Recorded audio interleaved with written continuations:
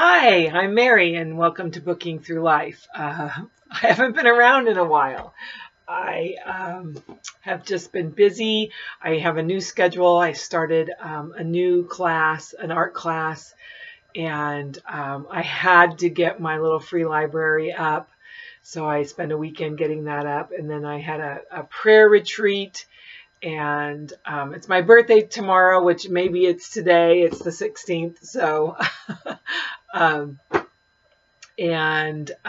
let's see what else.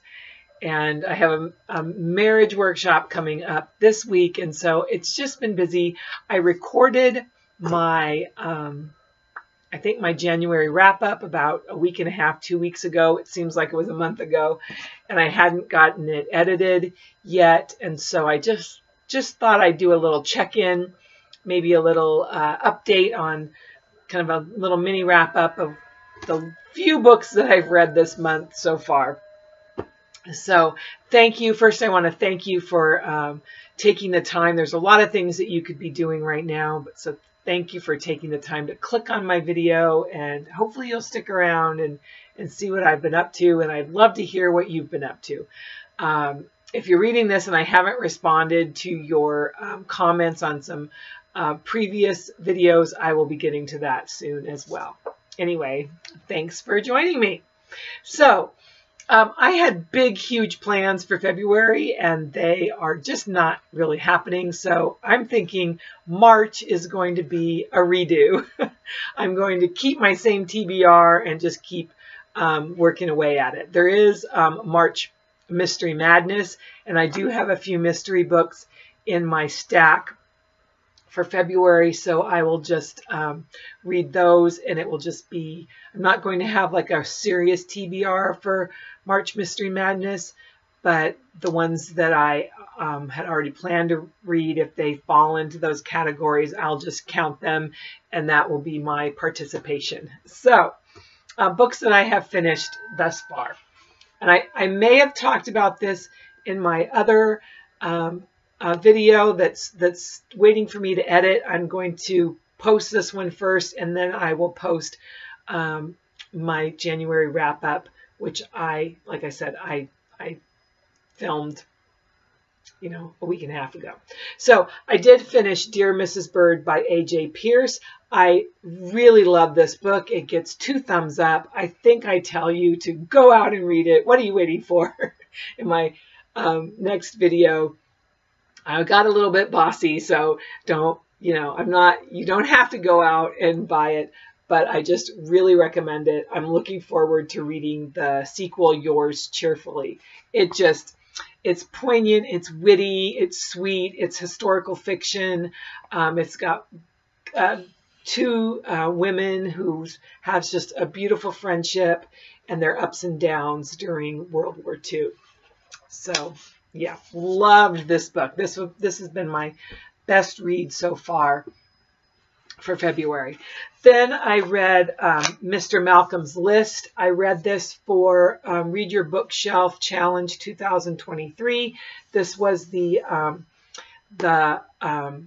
complimentary colors, and I give this a solid 3. It was okay. It wasn't great, but it's good and it's cute. I really like the premise. I just think the writing was, I don't know, for me, just not quite up to my higher standard. It's by Suzanne Allain.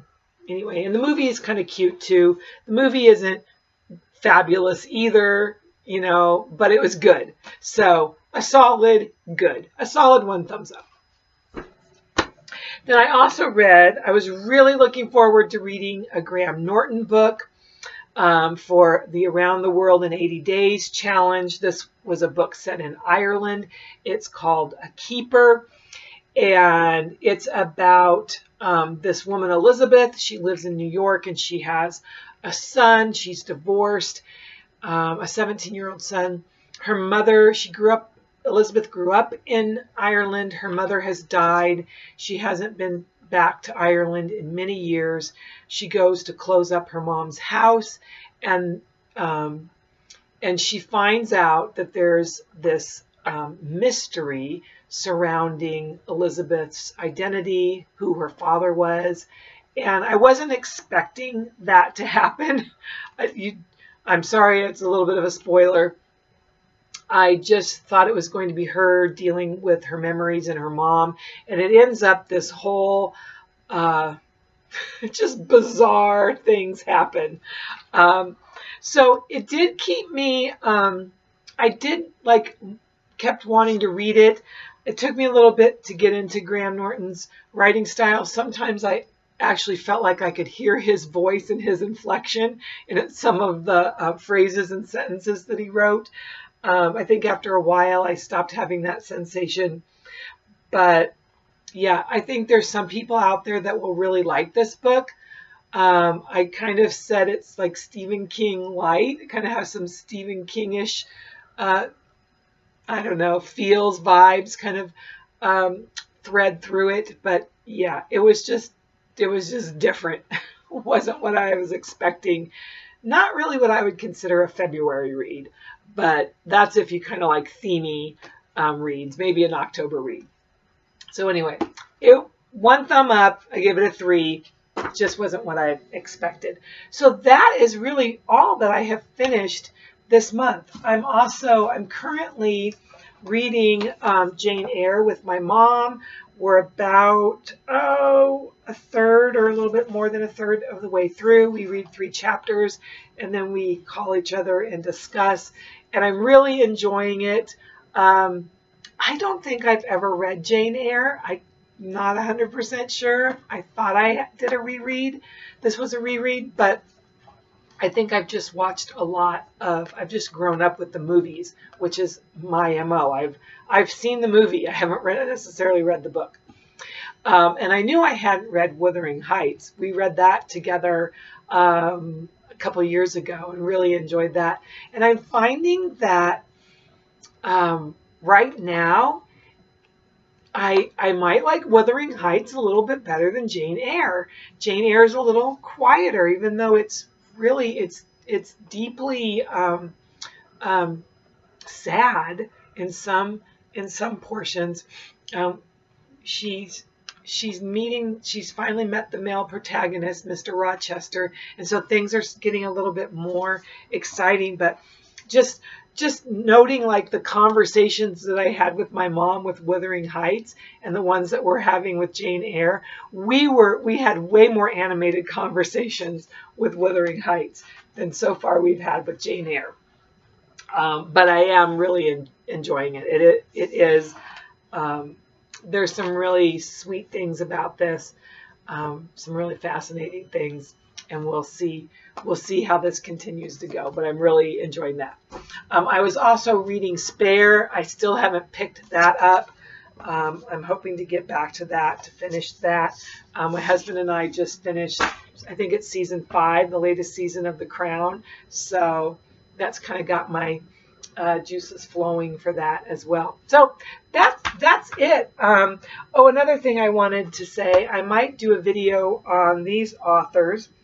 It's Calvin and Julie Tedema, I'm not quite sure how they say their last name, and Dan and Jody Mayhew. They are the people who led, well, the women, Jody and Julie, are the ones who read the prayer retreat that I had just gone to, and it was fabulous. Julie does what's called healing prayer, and I really felt like some issues that I have been wrestling with for quite some time in regards to my identity and my belonging. Really, I had some resolution and some, what I think now is a really big, deep healing that happened in my heart and in my spirit. And I'm really thankful for that. So I have about 5 of their books. I haven't read Marriage RX, which is what the marriage workshop I'm going to, they'll cover some of this material. I haven't read that one, and I haven't read Learn From Me, Patterns and Strategies in Transformative Healing Prayer, but I have read about 3 others of their books. And so maybe I'll do a video and talk about their books. in some coming weeks. Anyway, that's it. Just this is just a little 10-minute, 12-minute video. Just wanted to say, check in and say hi. And I'm around, but I've just gotten really busy and needed to catch up on some things. Hopefully, after this weekend, I'll be back in the swing of things. I'll get this one and my other video edited and get those put up. And yeah, I need to watch some videos. I feel like I need to catch up with all of my regular booktubers who I keep up with. So I'm back. Tomorrow I'll be older, but I'm back better than ever. Anyway, I hope all your books are good books, and I'll see you again really soon. Thanks for hanging out. Bye.